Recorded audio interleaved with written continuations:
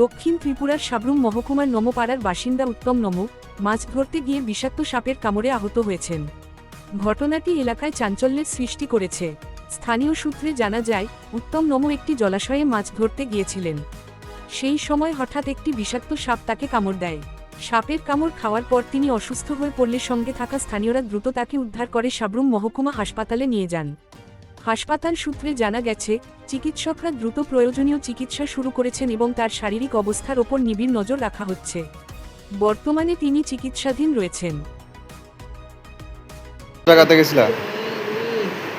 আমি বাবা লক্ষ্মীতে যে ছেলেটা আছে ছেলেটা মেসে দিকে যাচ্ছে মেসে কারবারটা আছে না এই কারবারের মেসে একটু মেসে সাপ বের এসে গাছের মধ্যে মেসে এটা একটু লাল মুখ্য সাপ গাছের মধ্যে মেসে এসে যেখানে গন্ধ মানতে পারি সাপটা কিন্তু গার মধ্যে লাগছে না মারা গেছে সাপটা গাছের মধ্যে কামড় মারা গেছে। তোমার নাম কি?